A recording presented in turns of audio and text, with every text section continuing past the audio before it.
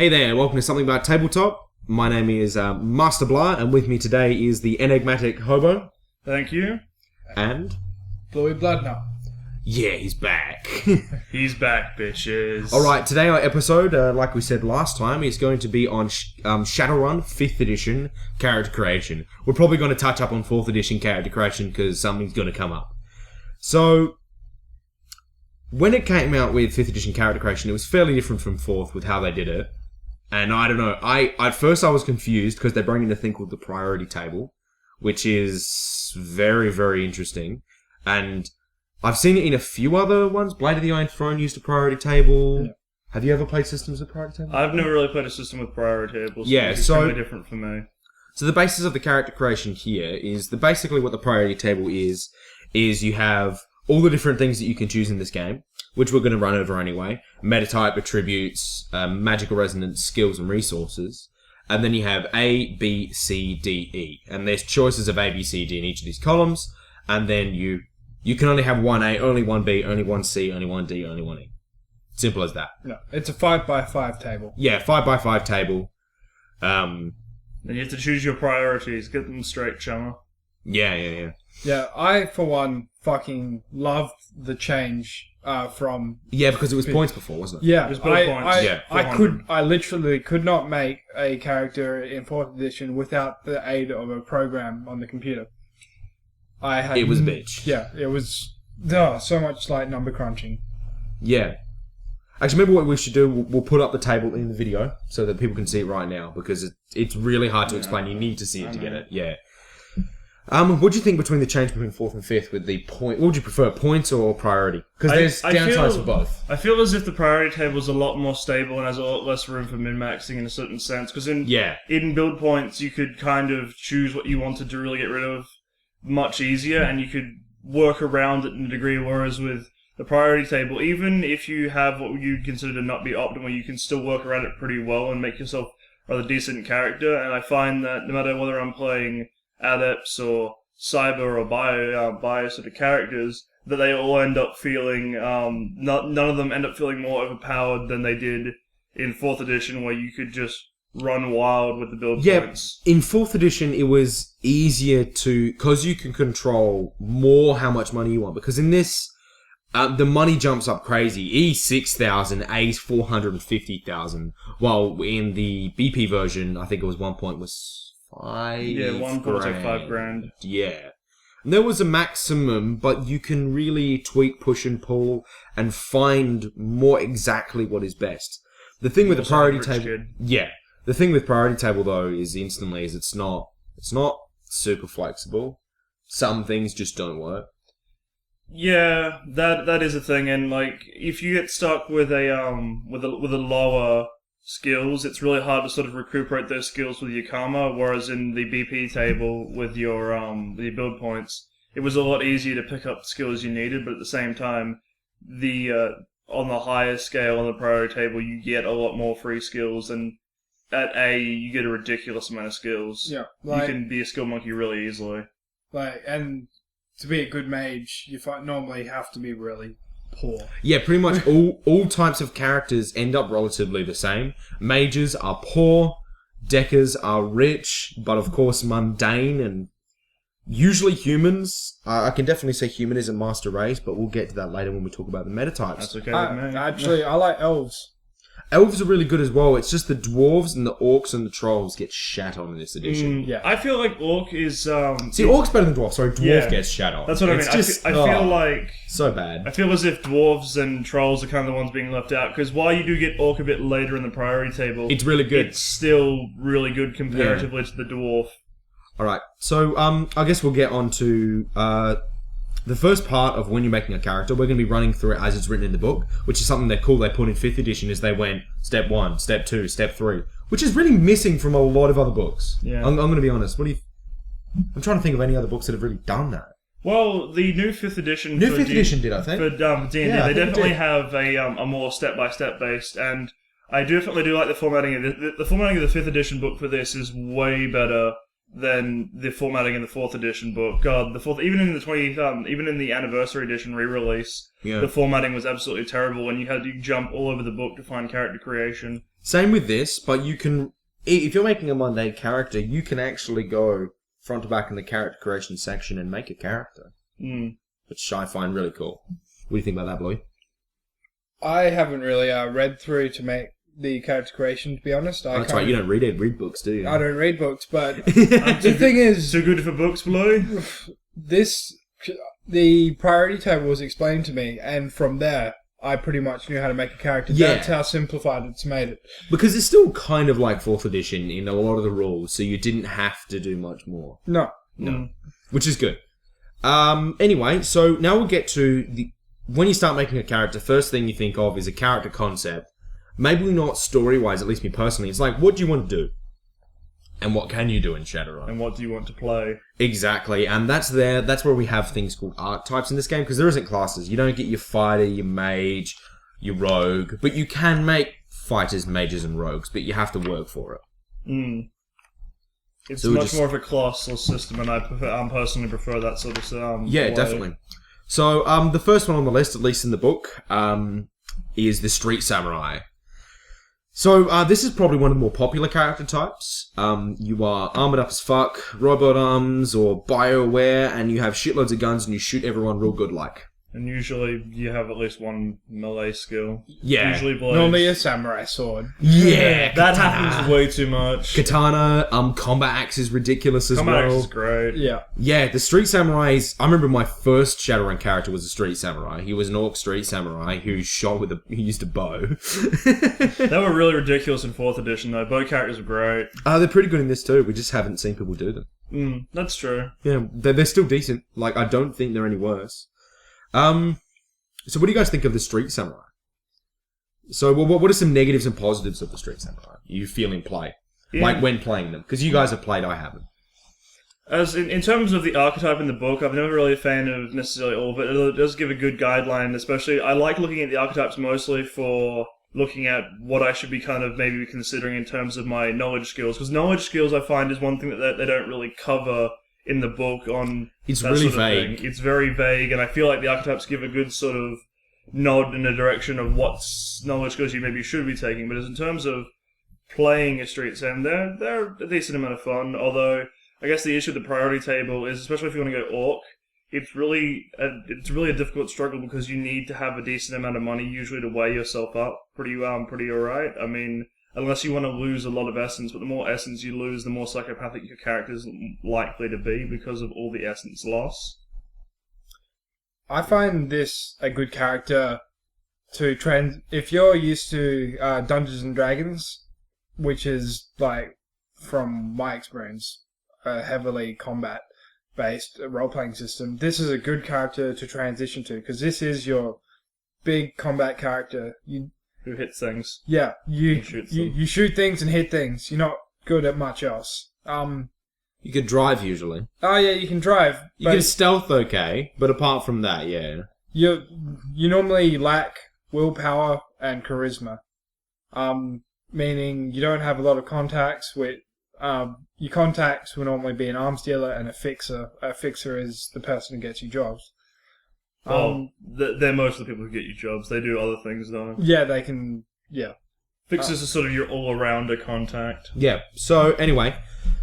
So basically, the downsides of the Street Samurai in terms of play.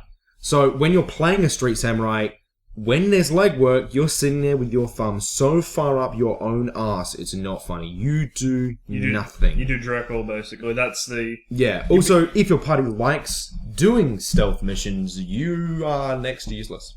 Well, you can always, if you have a lot of sort of shooting skills, you can always pick up a sniper rifle or something like that, and you can still, to some degree, be useful, or even just trank stuff. Don't dump charisma, sub into some con skills or negotiation skills. Become more of a leadery type, and you're probably going to be a little bit more useful out of combat. Or heat up some logic, maybe grab some sub in hacking or sub in rigging as well. You could be like a rigger that's not very heavy on the like using drones and stuff to combat as well. There's lots of ways you can go to fix not being able to do legwork with the Street Samurai. Picking up charisma skills is probably the easiest way to do it, or focusing more heavily on stealth so you're able to sneak in and out. That's what I usually see. Most Street Samurais we've seen aren't the tanky type, but the stealthy type. It's because a lot of the time you want to avoid being shot at. I mean, no matter how tanky you are, it's always kind of better to not be shot. It's because agility is the master race, master skill, and that covers dodging as well as... No, it doesn't. Oh, wait, sorry. Reaction It covers sneaking, man. Yeah, it covers sneaking, but the main thing is you don't usually want to get into... Large firefights are also a bad thing because of neither on response time and just response time in general, so... Although, to be fair, usually when you do get into combat, it only lasts about 6 to 9 seconds for the most part in our cases, but it's still not it's still not ideal with a lot of missions where you want to do it with as least resistance as possible. Yeah. Then we have, after the Street Samurai, I think that's pretty much it we have to say with that guy.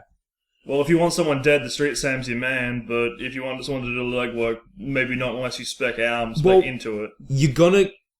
The thing is you end combats quickly, which is sometimes kind of a bad thing, because you finally get to roll that combat. You roll your 20 plus dice, you kill the guy instantly. It's like, oh, okay, so that's all I did the whole session. I rolled 20 dice and killed him. Huh. So you got to think, don't go too heavy combat, and if you do, try to play up that fact that you're terrible, but still act like you don't know that you're terrible, so you could be a bumbling idiot kind of thing, like a troll who likes crushing people's skulls, but also likes talking to people. I mean, in that sense, Combat Junkie is a really good sort of perk to grab, because it is the sort of slightest provocations. Even a perk anymore? Yes, Combat Junkie is still a perk, however, it's not exactly what I would call Is it in Run and Gun? I think it is. I don't think it's in this one, dude. Yeah, sorry, it's not in the core rule, but Combat Junkie, for anyone who has the Run and Gun book, is an alright one if you want to try and force combat a lot, because basically, even the slightest provocation, your usual answer, it even says, is to basically solve it with violence. That's how you solve your problems. Alright, next is someone that we actually see quite a lot, because it's the best way to do, I'd say, a combat character, is the Covert Ops Specialist. This character is all about sneaking with your body, like with yourself, not with Matrix, not with magic. You walk in there and you can have wear, you can be an Adept. You choose, it doesn't really matter. I'd say the Adept is probably the best version of this. I've played a couple and I've gone Mystic Adept for just the invisibility spell, but Adept is perfectly fine. So they have a wide range of skills, usually to do with athletics, and sometimes to do with hardware and stuff, locksmithing and things like that. A lot of knowledge skills to do with corporate security, building layouts, and just stuff to help you. And then the gear, your gecko gloves, all the, Chameleon suit. Yeah, this is your James Bond that's not as charismatic. I mean, you can make a charismatic version of this easily. It's not hard. Just swap out some of the more athletic skills for charisma skills, and you've got yourself a fairly decent character. Well, you can make just a character based around infiltration only and with no combat. Yeah, you can easily do that. You'll have combat, like, most likely you'll stunning and tasers. Yeah, most likely you'll have pistols. Screwed. Yeah. Yeah, you need something. That would be risky. Yeah, it'd be a risky character, but it'd be an interesting one where you. Well, you'd be more of a face if you did that. Yeah, you could you slip into places and just. The chameleon face. That's what it would be. That's more face than. And you have disguise. You have high ranks in disguise, which is charisma based. You'd be the chameleon. Yeah. So what are your experiences? I know both of you guys have played Covert Ops Specialists. I play them a lot. Yeah. Why do you like them? I just really like them because, for the most part, a lot of what you're doing, as you said beforehand, is not really usually straight up combat. It's a lot of stealth, and covert sort of Spec Ops characters also benefit from the fact that agility kind of really is their sort of cruxing master attribute. I've seen a few 10 agility Spec Ops characters. Yes, I may have been someone who's run that. They tend to work really well because your ability to sneak, especially when it's paired with Traceless Walk if you're playing an Adept, and the Chameleon Suit makes you just the most quiet you could almost possibly be. Except without the extension of a mage then helping with invisibility, and I think actually spells that can reduce the amount of sound you make as well, but I really love them because I feel like they have a lot of good utility in getting into places and sort of exploring perimeters without getting caught, but also with all the high agility you have, if you ever do get in a firefight, you can usually shoot straight and accurate enough to mostly deal with enemies fairly well. I mean, this version in the book isn't actually that good at it, but I'd suggest that you make them good at it.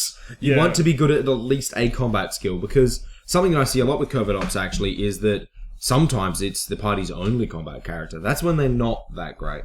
I think you do definitely need a dedicated combat character to a certain degree, but at the same time, I don't feel as if that should be... I find a lot of what you do in Shadowrun is you major in something. So if you're a Spec Ops, usually you major in sneaking and then you minor in something else, which is usually... it's either one of what you ever choose. Usually it's shooting, whether that be gun, like, your automatics, your pistols, or your long arms in terms of sniper rifles, or it's your knives you're throwing, even if you're an adept and you have enough powers. Yeah. But with that, I do think that the archetype in the book is rather weak in terms of some of the things. I think they're all weak. That's something we want to cover here. I'm going to tell you right now, guys, if you're new to Shadowrun and you're looking at this book, you're reading the archetypes, play them once, don't play them again. One, they're made incorrectly. They're actually not using the normal rules, and they're also not very good.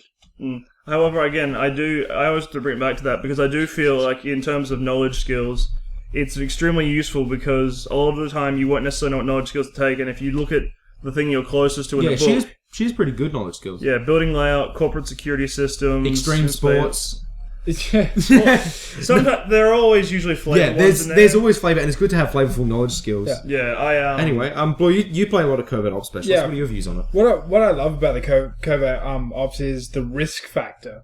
Normally, you're you're the one guy that's inside the building while the rest of your team's outside. Or outside of the building, like last mission that we did. Yeah, you're the one climbing on the outside of the building by dodging cameras and stuff. And the risk. This is why you have the 10 agility. And you're rolling 16 dice, because if you're not good at it, oh god, things go badly. Yeah.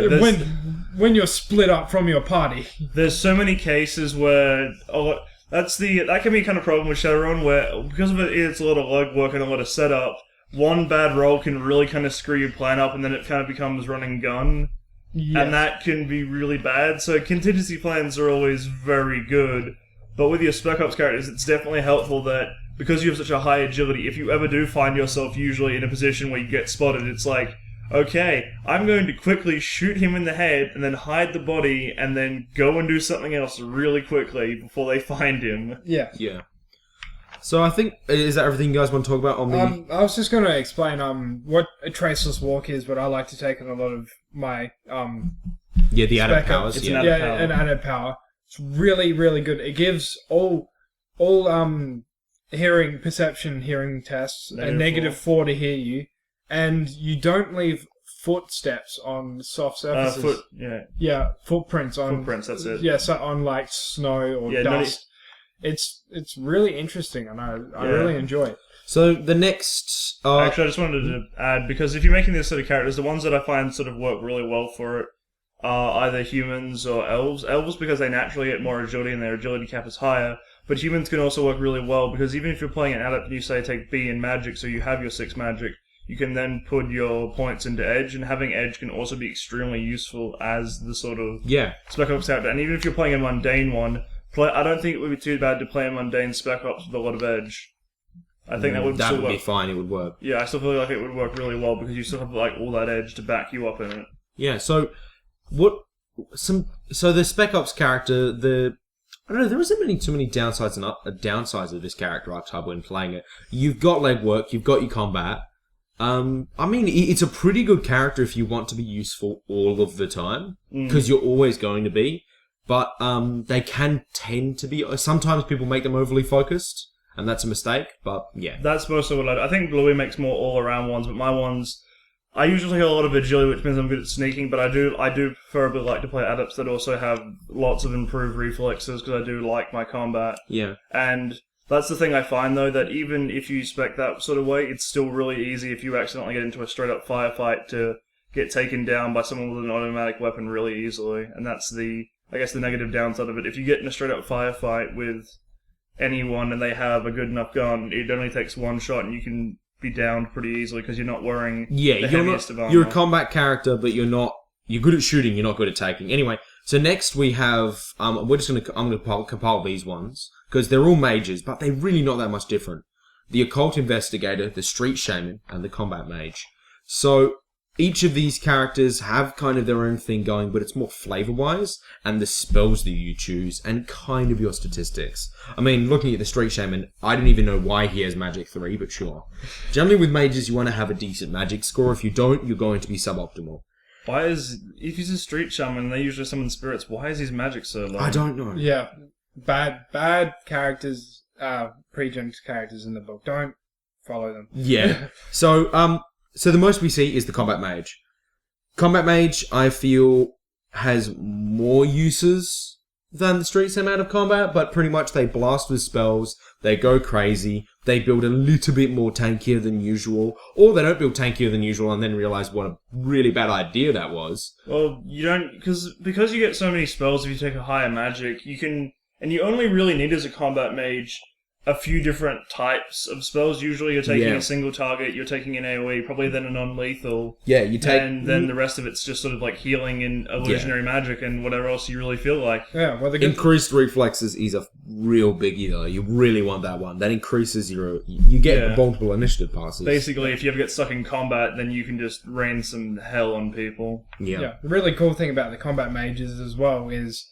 You're walking into a job in a club, you walk through the mag scanners, they don't get nothing on you. You're fine. And you could still nuke the club. Yeah, you can still blow that club to high heaven. Yeah, so then we have the street shaman, or I'm going to call him the summoner, or at least what I see. The summoners usually have charismas, so they're usually shamans or shamanistic traditions. And this is something that I actually don't see people really roleplay much, is actually worshipping something. When you're a charisma caster, you worship something. That's the whole point of it. But I think these days we've gotten good enough that we probably will start actually doing that kind of stuff. I think it's mostly also because a lot of us don't really play summoners. We're more of mage players, because spirits can be kind of hit and miss sometimes. Yeah, it's a risky... It's risky. You take so much drain. Take a lot of drain, but the rewards are definitely worth it sometimes. We've definitely seen spirits clear out bunkers for us and be almost sickeningly efficient at it. Yeah, so shamans basically, they have more buffy spells, some combat, they're fairly good in the astral plane, they might have some astral plane stuff, they're usually better on the physical realm, they have sick casting, that's about it, decent amount, they're not blowing up your spells, they summon things, they buff things. Then there's the occult investigator, which is detection-based magic, mind probe, invisibility, illusion magic, manipulation magic, and it's more about finding out what has happened. It's the non-combat utility mage. That's really what it is. These are the mages I've come to lean towards. I used to play the combat mages, but these mages are just so fun because you can do some horrible things. Like there's a spell, control thoughts. Why fight combat yourself when you can have the enemies do it for you? It's dirty. Yeah. It's a horrifying thing from a thematic point of view of looking at what the person is thinking. I believe they wrote a whole splat. I think it was in this book even about. I think so. Yeah. About someone who had to kill his friend who was being mind controlled by a Shadowrun team, or was it the guy who was being controlled by Shadowrunner? Yeah. Well, it wasn't him being controlled. I'm not sure. Either way, yeah, these guys are good. I think... Mage is pretty cool. And I think the Occult Investigator is just... I feel like a lot of what we tend towards is the fact that it's usually an Occult Investigator, because again, you only really need a couple of... Combat spells. You need one or two. You only need like one or two combat spells, and usually that's one AoE and one single target, and usually they're just mana-based ones, because they don't take as much drain on you, and then the rest of it is just really useful to detect stuff and mind probe and... Alchemy and Arcana is good with them too, because they're all about setting things up. What I like about them as well is they add another layer of legwork where they can do this thing called astral projection, which is kind of the magic form of the Matrix, except you see spirits. You see life forms only. You don't see mundane structures and all that, and you can read, if you spec into it, you can read these auras and learn about their moods and their... They have cyberware or not, if they have bioware. Yeah, all that stuff. And a good skill to pair with that one is the mind link, so that way even when you're in astral projection, you can stay mind linked to someone who's maybe guarding you. Yeah, exactly. And so you can just scope out an area that is like miles away, because you travel at ridiculous speeds. Before you even go there to do your job. Yeah. Tracking people down through the astral plane is also possible. Yeah. When you know their signature. Yeah, astral signatures and stuff. Yeah. Yeah, another side of magic as well, which is a very interesting side, which hasn't... I guess it's really kind of the ranger, the paladin, and stuff from D&D, is the adept. So they don't use magic to cast spells, they use magic to infuse their body. there are two types of adepts. You have the gunslinger adept and the brawling adept. You either use guns or you use fists. And we talked about earlier that they haven't really put into, but it's you also can... Stealth adepts are awesome. And our players, I know for sure, fucking love adepts, especially Hobo. It's all he plays. I'm just sitting here smiling. Yeah.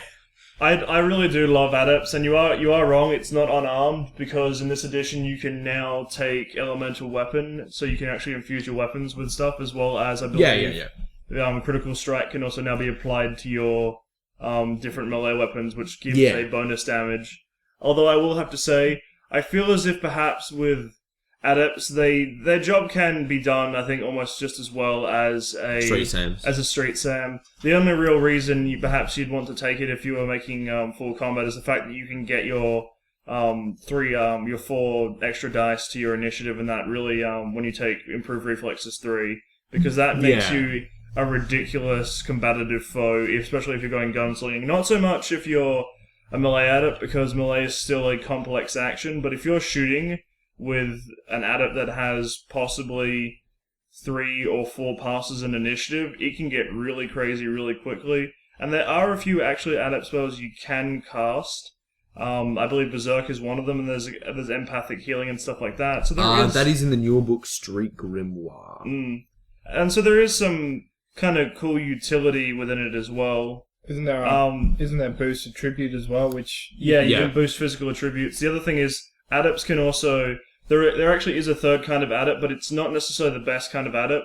It's the face adept, because face adept. I forgot about that. Because you can get stuff like facial sculpt, which can change how your face looks. They're the face stealth chameleons kind of thing going on. And they can disguise themselves really well, and they can even have alter voice, which actually I believe also gives bonuses to the talking anyway to make their voice sound really voice nice. Control. Yeah, so there's a lot of different things you can do with adepts, which is probably why I love them so much, even though I end up playing usually the same sort of types. But I have to say that even you're probably better off trying to make the sort of face chameleon adept or the gunslinger one. You can build a melee or unarmed one, but again, because it's a complex action, it kind of is difficult, because you have to try and balance this having enough reflex to dodge bullets and other weapons, yet still be effective at either punching or hitting things. And in that sense, it's usually a lot better to simply go with a weapon, because that already has it already does usually physical damage and has a higher sort of base. But you can bring your fists in anyway. Yeah, but you can bring your fists in anyway. And if you're willing to sort of to lose out on, I think, a single point of essence, you can get something like 11 physical damage to your fists by getting bone density. Yeah, that's kind of bio-adept though, but that's if you really got out of the way. Even if you don't... Yeah, that's an interesting one. We'll talk about that later. Yeah, you can still punch as hard as about a heavy pistol though, with that 7 or 8 damage if you're trying well. Yep. So what do you have to say about adepts? Yeah, I really enjoy them, and the nasty min-maxer comes out in me sometimes, and I infuse technology by sacrificing a bit of magic, and... You can get ridiculous buster hits. Yeah, I especially if you're an elf. God. Yeah, I'm really good at one thing, and that's shooting snipers. Yeah, I think one of the scariest things you can do, even if it's not a sniper, if you take even because you have the long arm skill, there is a shotgun that does the same amount of damage as a sniper rifle, but has a drum round and can be semi-automatic or burst fired. Oh wow! And it's. Yeah, and if you can possibly get 3 or 4 initiative passes with that, you become a terrifying being in the rune if they don't down you immediately, because that's just 3 or 4 rounds of 13p, AP minus... If you're using APD rounds, probably AP minus, I think it's 5 or 6, and you're just laying into these people with a shotgun, and it's terrifying. Yeah, you can really... I definitely think Adepts is the min-maxer's dream, but once again, they suffer from a lot of problems. They don't have a lot of money, usually. No money, and they suffer from the problem Street Sam's does. It depends what you go. You go face, then combat's going to be boring for you. You can easily make a mix, though. You can have a balanced character. Oh, no. Quite easily. Adepts are really the sort of... If you want it to be a min-maxer's wet dream, then it can be a min-maxer's wet dream. But if you don't want to do that, because a lot of the time I find myself being thematically like, I could get more dice by being a min-maxer's wet dream, but there's something about me that just goes, I just want to be pure magic, and I want to do this all by the sheer force of my own awesomeness. One thing they haven't really covered is mystic adepts. Which there is no Mystic Adept character, so... Which is kind of weird. Yeah. Mystic Adepts, by the way, they have... The hybrid. They're hybrid. They've got casting and they have the Adept powers. They make the best combat mages. To be honest, the combat mage should be a Mystic Adept. Actually, is he? No, he's not. So you pay karma for Adept power points and stuff. And then you will also be able to cast. They make simply the best combat mages. They're insane. And they also make the best spec ops mages. I think that's pretty where the Mystic Adept comes in. Mystic Adepts also, they do suffer from the fact that they can't go into the astral plane, but you can always take a power to actually still see into it, so it's still... You can still be rather effective. You just don't... Like you said, they're more of a combat mage, because they can't do necessarily as much legwork as perhaps the occult investigator sort of mage can. Yeah. Alright, I mean, mages are all round, and adepts are combat. Most mages are out of combat / combat both, because they're mages and they're amazing, because spells are stupid. They buff your party, they're really useful. You generally want a mage in your party no matter what. Hopefully a magician instead of a mystic adept, so you can, go astral. Yeah, usually you'd want, if you can only have one, if someone's going to play, if you're only left with about one person who's going to play a magic class, usually you want it to be a mage, not anything magician. Like an adept. Adepts are always good sort of extensions or tack-ons to the party when you already have a good base, I feel.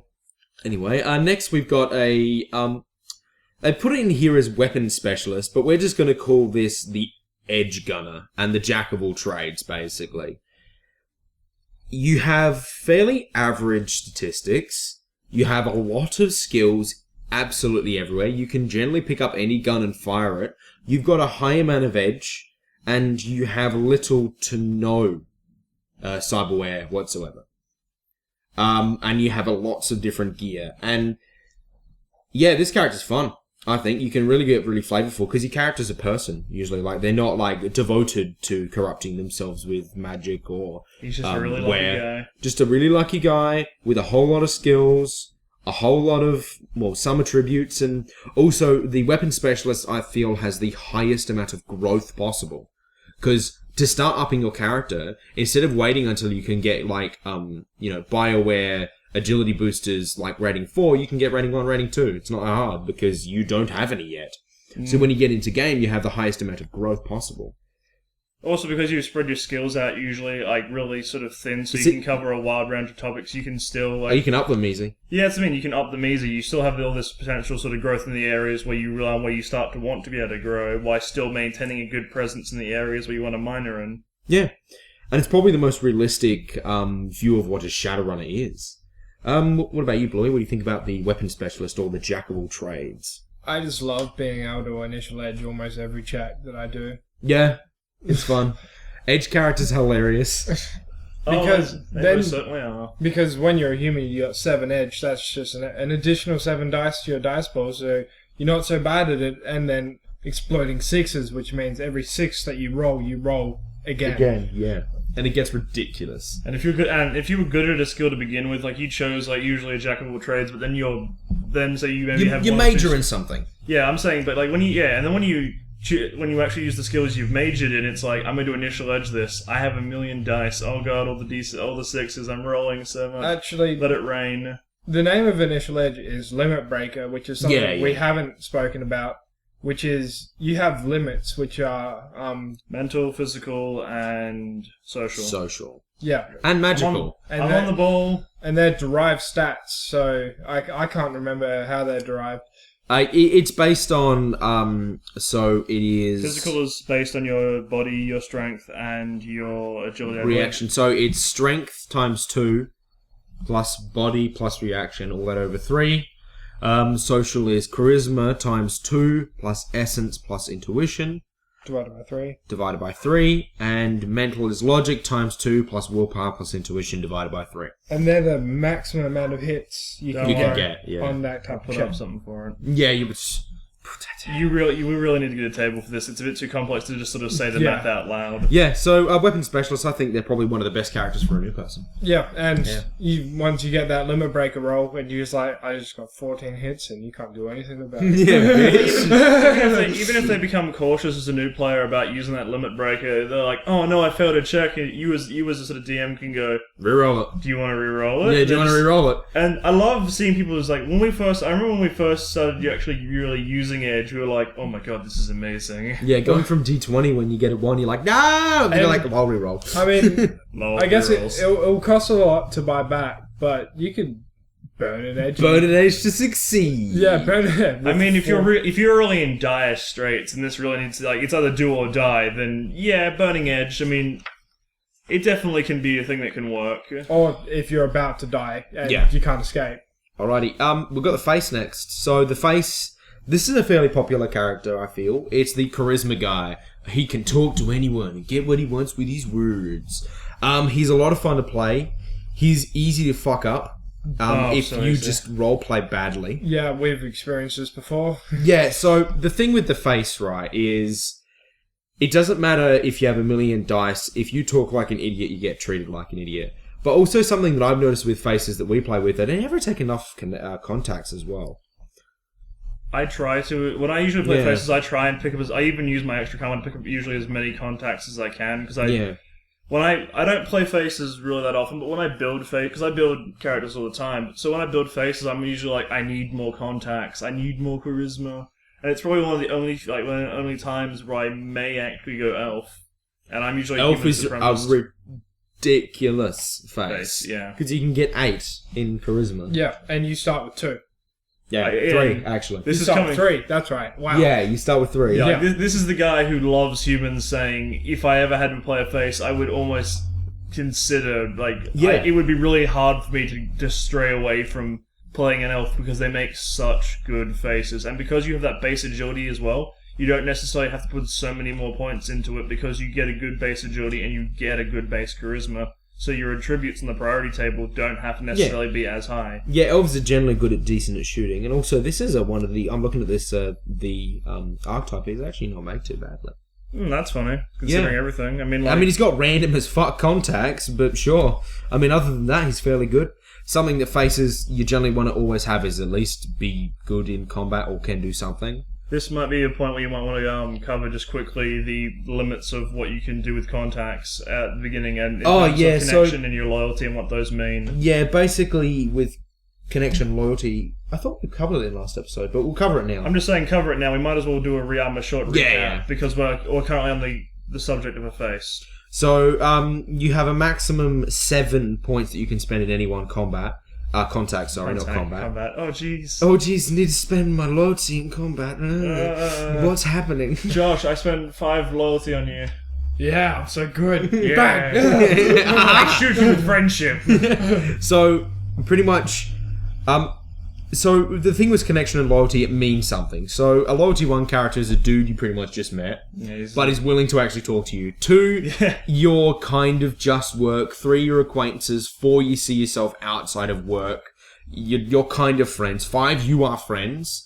They're willing to lend you an arm and a leg. 6, they'll die for you.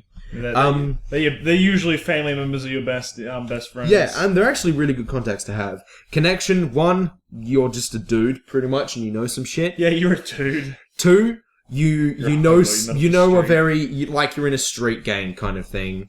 3, I think 3 is your fairly average business. Yeah, I think 3's your business. I think 3 is usually your sort of wage slave or secretary. No, 3 is the owner of a business. Okay. And I reckon 4 up will be your info brokers. So 4's getting to fix a level that's not that big. 4 is lots of street knowledge. Knows a lot about where he is or has a lot of pull. It's maybe a Johnson easily can be connection usually, 4. Because I wouldn't say that actually the connection level defines what they do, but more just like how good they are at it usually, which is why I guess they have those sort of higher things. Well, they don't necessarily have to be good at anything. They just can have a lot of connections. I meant they have those connections and experience rather than anything else. Because I think you could have a rich kid that has high connections. Well, that's what I mean. If you wanted, he could be a dirtbag that does nothing, but he's really rich and is willing to give you shit. And he's really connected. That's just the thing. Yeah. Then there's 5, that's when you get into the cups of like the badass fixer, that kind of stuff. Or the corporate execs sort of thing. No, that's 6. No, corporate executives are 6 times? 6, yeah. Well, most people won't even get their hands on corporate executives, technically. Junior executives are 6. 5 is things like your fixer and stuff like that. Most people get 5 twos, like 5 connection, 2 loyalty, stuff like that. Which is, they can get you things and they're actually willing to talk to you. I'm more of the opposite, actually. I much prefer to have a contact I can trust with a... Usually I like going somewhere around 4-3, yeah. 3-4 or 2-5. I like having friends I can trust because I'm an overly paranoid player. What do you think, Josh? What do you kind of prefer? When I play a face, I normally have a lot of contacts that are relatively low. Yeah.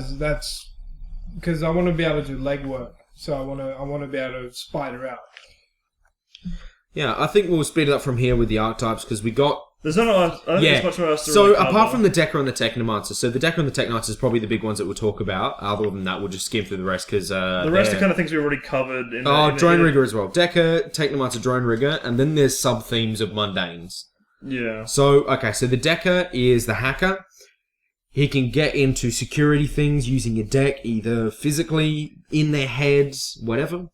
Technomancer does basically the same job, but they do it in different ways. So the Decker has a lot more skills usually. And a lot more money. A lot more money because they have to afford their deck, and money is what they need to move further on in the game, not so much Karma. But I mean, Karma's good as well because that gives you skills. Yeah. Currently in this edition, the Deck is a little bit better than the Technomancer, sadly. Because they're more generalized. Yeah, they're way more generalized, and the Decker in general, the thing with going and playing a Decker, you have to learn the rules. It's difficult. Oh. It's kind of like your own mini strategy game when you're playing a Decker, because you have to think about what you can do to do things, basically. It's also a lot about knowing the sort of steps that need to be taken, how many marks you need for things, and it's usually good to have a cheat sheet table on hand. Although I will say, Deckers can kind of sometimes slow down a game if you're not running them in an efficient way, because essentially when you're doing hacking for missions or legwork, everyone's kind of sitting around while you have to do your own sort of mini adventure. But I don't think it should really put people off that, because it's still a lot of fun when you blast an enemy Decker off the grid and take control of his stuff. Yeah. The thing with Deckers, just looking at them now... They don't do much outside of decking, and in combat they're not going to do a huge amount. And also, you're alone when you're out there, and decking can actually be one of the most lethal forms of running sometimes, especially for a hot sim Decker or Technomancer. Yeah, Technomancers especially. Yeah, Bluey, you haven't actually ever played a Decker, have you? Yeah, I've never really taken interest in them, but I just love the flavour behind the way the 5th edition does Deckers. So it's like, I've got this fucking big-ass thing that I have to plug in and go onto the internet and hack. It's just such an 80s look onto the future. It's not that big, actually. It's the size of a tablet. Yeah, tablet. But compared to 4th edition... It was literally your phone. Your smartphone was your deck. In earlier editions, though, the deck boards were much bigger. I have some really good pictures lying around, actually, that have some really cool-looking decks of the guys on Shadowrun missions, and it looks... It's funny because you can really see the sort of stress on the Decker's face as he's desperately trying to hack while they're behind a pillar being shot at by corp security. Well, I thought they were out. I thought they were knocked out when they were going. Oh, wait, no, that's Technomancers. That's Technomancers. Yeah. Technomancers are kind of like, I have to lie down and have a nap now. You don't... That's when you're hot simming it. Technomancers can AR. Yeah. Oh, you just take an egg to or something. No, you stand there. Yeah, you just stand there. You hack like that, you just go... I'm hacking. Hackers, Technomancers make really good stealth hackers. Yeah, so Technomancers are, just so you know, they don't use technology to hack. They don't have a computer in their head. They are just dudes that can connect to the Matrix with their mind. They are basically Neo. Techno wizards. They're techno wizards. Techno mages, whatever you want to call them. They use a thing called resonance. They're made in the same way as a mage. You prioritize stats, mental stats. Actually, you need every single mental stat as a Technomancer. Willpower, logic, intuition, charisma. Usually, their physical stats are dismal at best. It's because all your mental stats are there because they are what determine your device ratings and such. All kinds of... Your whole stats are your deck. Actually, dwarves are quite good. Why not? I wish they were, but because of where they are on the priority table, they take up very, very important place. The priority table. Elves make a right Technomancers out of memory, but humans usually make the better one because you can... elves make attacking ones. If you want to go and attack Technomancer, you go Elf. Humans make the best Technomancer because you can still grab edge. Yeah, you can still grab a little bit of edge, and usually you can dump the human priority much lower, so you can have some money, but not necessarily a lot. Yeah, so big problem with deckers. They're really money intensive. Really money intensive. Technomancers really stat and skill intensive. And they're also very focused for the most part. So part. Focused, and also you just don't do anything outside of combat unless you pick up other skills, and that's hard to do because you need so many skills to sort of make your hacking work. I mean, I'm playing a hacker at the moment, and I do have some gun skills, but because you have to sort of leave your physical attributes, you don't really want to be near combat because usually you don't have a very good reaction, or so you have a right intuition, but you don't have a really good reaction. So usually your dodging is pretty poor, and usually your agility is rather low. I mean, if you're an attack elf Technomancer, it'll be better because you had a higher base agility to start with. But let's face it, you probably use those extra points into your charisma to get a high attack. So yeah. Anyway, next we have the drone rigger, which is similar to the hacker. I guess you can make a drone rigger Technomancer, but you can't do it at character creation. You can do it slowly. So the drone rigger is all about having lots and lots of little robots. And pretty much they are the jack of all trades. They are the ultimate class. They can do everything. They can use tiny little fly spies to spy. They're wicked powerful in combat. They're a driver.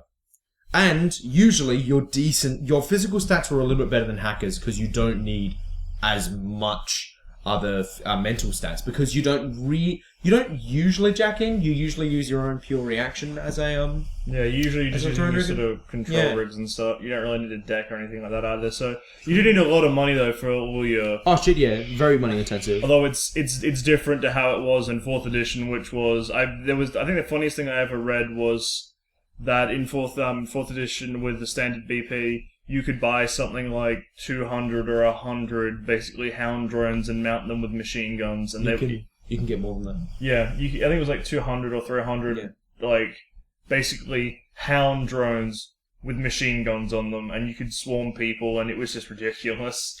All right, we've never really had a drone rigger being played. I think we've had people touch onto drone rigging, but we've never had a drone rigger. It's usually a hacker, but I have some drones. I have some fly spies. So I have some pilot.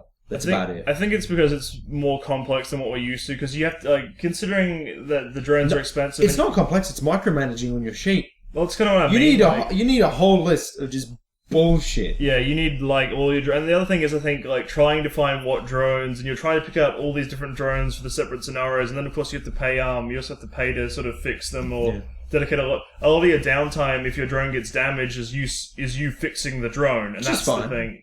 I mean, it is, but it doesn't really leave you a lot of room to sort of go and, I guess, do other things if you're spending a lot of time having to make checks, especially when you have better drones, because it takes a lot more time to fix them. Alright, what about you? Drone riggers, any thoughts? No, well, I've never really seen them played, so I'm just not interested. Okay. That's the thing, I've read this is something we've seen played, though, is the bloody smuggler, or the driver. That's me. Driver, sadly... Okay, so basically, you're a combat-esque character, knows mechanics, can drive a car. This character is more or less a trap. You don't get to do much. You can do some stuff in combat, but usually you have to be in your car. Your car has to be made a certain way, or you'll get found out, blah, blah, blah, blah, blah. Then we have the Sprawl Ganger. Sprawl Ganger is really like a background thing. It's like a Street Sam that doesn't have as much wear that was in a gang. Yeah, I think Sprawl Ganger is honestly more geared towards trolls who don't start with a lot of wear in the first place. Yeah, usually it's trolls and orcs, because it's harder to get stuff. Then Bounty Hunter, I'm gonna be honest, I don't think that's an archetype. I mean, you can make a tracker character, but what they've got listed here is just another Sprawl Ganger. Yeah. But that's pretty much it from there. I mean, that was a fairly large section. Let's move on now, shall we? So we can talk about everything in character creation. Any other thoughts on the character archetypes, or any other archetypes you guys have actually thought of that are more relevant than the ones written in the book? Well, you can always do hybrid archetypes when you have a party of, say, 3. Because, let's face it, you need normally a utility mage, you need a face, normally you don't always need a spec ops. But they're useful. But yeah, they're very useful. You need your combat character, and then at least someone who's decent at driving. Or hacking. I mean... hacking, sorry, yeah. I think what you usually find is you usually have hybrids that are elves playing the sort of Spec Ops faces because of the base agility and the base charisma. You can do mage faces. You can do the mage faces. Mage face is extremely popular. Yeah. I see it all the usually time. you see usually it's a mage face. Elven mage. Yeah, and then you'll see Spec Ops combat character, and then the last person will probably end up being hacker driver. Your hacker driver. That's with us, though. That's just with us. That's with us. Usually, it's not the hacker that's the driver; it's the street sound that's the driver. Yeah, because of the reaction. Yeah. That's why I always take at least a couple of points, and I think it's important to take a couple of points on driving and negotiate on all characters, though. All right, guys, this is going to go on a little bit longer than expected because we've still got a lot to talk about. So this is going to go to part 2 of episode 5. This is Master Blast signing out with Editor Hobo. Blue Blood Nut signing out.